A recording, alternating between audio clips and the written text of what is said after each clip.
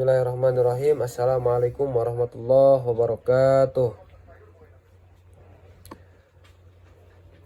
Nama saya Muhammad Elbas, 2020.01.039, semester 6 dari SDI Al-Falah. Yang mana di sini saya akan menjelaskan tentang soal UTS kami tentang pengelolaan kurikulum, pengelolaan peserta didik, dan pengelolaan pendidik dan tenaga kependidikan. Yang pertama, pengelolaan kurikulum. Pengelolaan kurikulum adalah hal yang sangat penting di dunia pendidikan. Yang lebih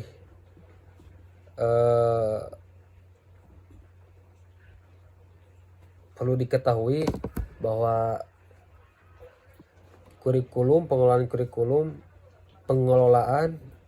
berasal daripada kelola, yang mana bisa disebut juga dengan manajemen.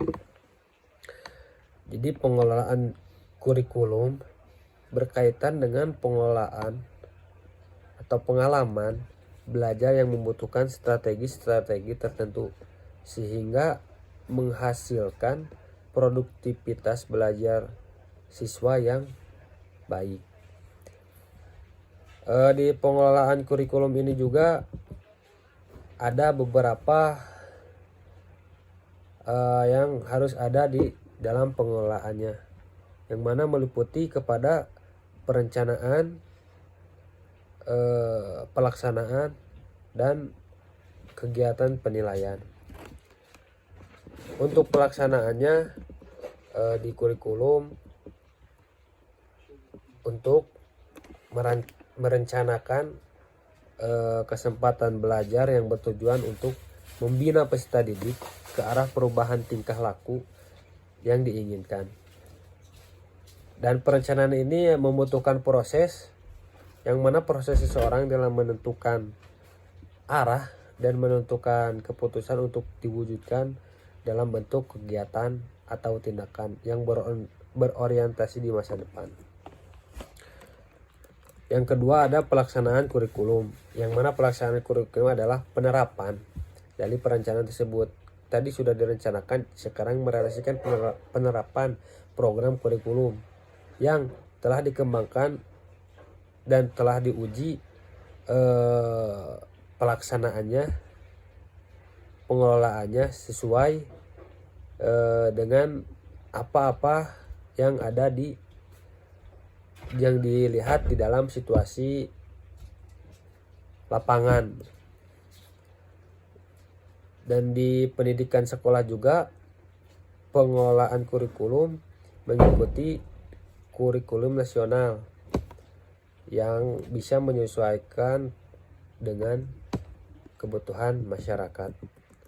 Dan yang ketiga, setelah pelaksanaan kurikulum ada penilaian kurikulum, yang mana penilaian kurikulum ini adalah proses untuk pembuatan pertimbangan berdasarkan kriteria yang disepakati dan dapat dipertanggungjawabkan untuk membuat keputusan.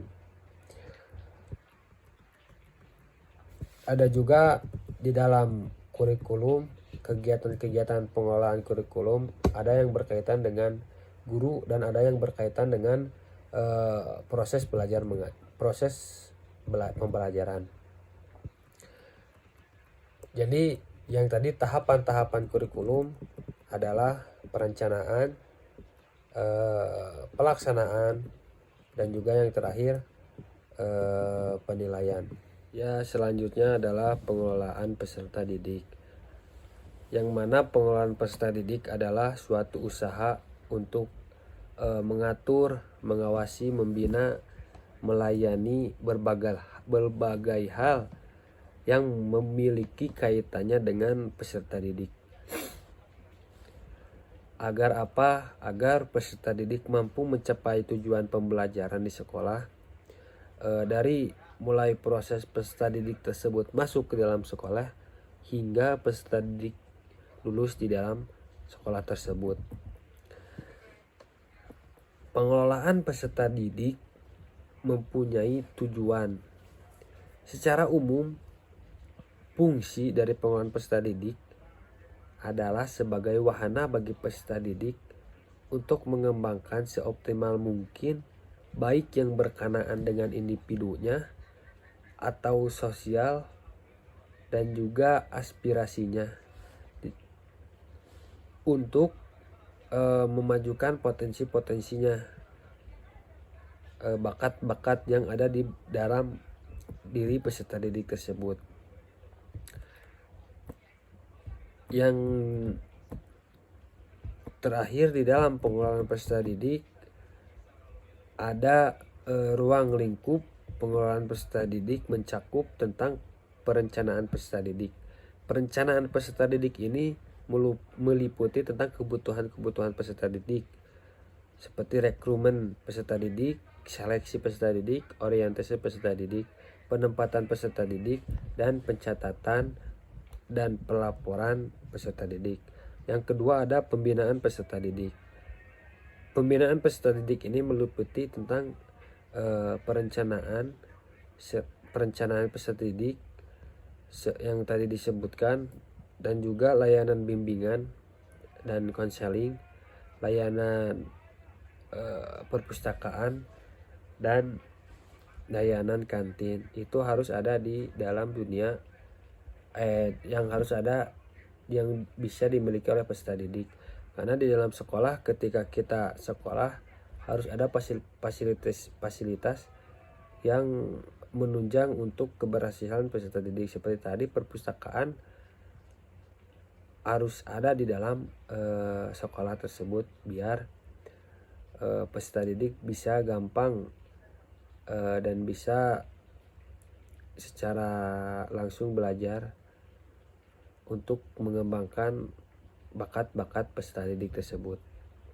Kantin juga sangat berpengaruh karena ketika belajar peserta didik sedang istirahat mau makan sedangkan mau pulang jauh ke rumah, nah ini yang harus diwaspadai oleh sekolah, harus ada kantin di sekolah. Yang ketiga ada evaluasi peserta didik. Tujuan khususnya dari peserta didik ini adalah untuk meningkatkan pengetahuan. Itu yang penting adalah meningkatkan kepengetahuan, karena peserta didik datang ke sekolah itu yang pertama berniat untuk tholabul ilmi, mencari ilmu, artinya menambah wawasan, menambah pengetahuan. Ketika peserta didik ke sekolah tidak mendapatkan itu di dalam sekolah, jadi harus dievaluasi tentang kurikulumnya yang tadi sudah dijelaskan, karena peserta didik butuh akan ilmu untuk menambah pengetahuan dan juga menambah keterampilan psikomotoriknya, kognitifnya, maupun kepribadiannya. Dan juga peserta didik bisa dapat menyalurkan dan mengembangkan kemampuan umum, kemampuan kecerdasan, bakat, dan minat peserta didik. Jadi peserta didik juga memiliki minat bakat yang berbeda-beda, dan sebagai pengelolaan kita harus dapat menyalurkan bakat-bakat apa yang ada di peserta didik itu untuk menjadikan peserta didik itu, mengarahkan peserta didik itu kepada kemampuan-kemampuan yang baik di dalam diri peserta didik tersebut. Selanjutnya yang terakhir adalah pengelolaan tenaga pendidik dan tenaga kependidikan, yang mana dua hal yang berbeda namun beriringan. Pendidikan nasional, yang mana bahwa tenaga kependidikan meliputi seperti kepala madrasah, pengawas satuan pendidikan, tenaga administrasi, tenaga perpustakaan, tenaga laboratorium, atau pengelompokan kelompok belajar dan tenaga kebersihan. Itu yang disebut dengan tenaga kependidikan. Ada juga tenaga pendidik. Apa tenaga pendidik? Tenaga pendidik itu yang berkualifikasi sebagai guru, dosen, atau konselor, dan juga seperti instruktur, fasilitator, seperti itu. Yang mana tenaga kependidikan dulu ya. Tenaga kependidikan ini adalah anggota masyarakat yang mengabdikan diri dan diangkat untuk menunjang penyelenggaraan pendidikan. Di dalam tenaga kependidikan seperti kepala satuan pendidikan, kepala satuan pendidikan itu orang-orang yang diberi wewenang dan tanggung jawab untuk memimpin suatu pendidikan. Dan dua, pendidik adalah tenaga kependidikan yang berpartisipasi dalam penyelenggaraan pendidikan dengan tugas khusus sebagai profesi pendidik. Yang kedua, tenaga kependidikan. Tenaga kependidikan adalah orang yang berpartisipasi dalam penyelenggaraan pendidikan walaupun secara tidak langsung terlibat dalam proses pendidikan. Di sini ada beberapa tugas dan fungsi tenaga kependidikan. Yang pertama, pendidik dan tenaga pendidikan berhak memperoleh, ada beberapa poin. Yang pertama, berhak memperoleh penghasilan dan jaminan kesehatan, dan juga penghargaan sesuai dengan tugas dan profesi pekerjaannya. Ada juga pembinaan karir sesuai dengan tuntunan pengembangan kualitas. Ada juga perlindungan hukum dalam melaksanakan tugas dan hak atas hasil kekayaan intelektual. Dan juga yang terakhir ada kesempatan untuk penggunaan sarana prasarana dan fasilitas pendidikan untuk menunjang kelancaran pelaksanaan tugas. Dan juga ada kewajiban-kewajiban dari pendidik dan tenaga kependidikan. Yang pertama, menciptakan suasana pendidikan yang bermakna,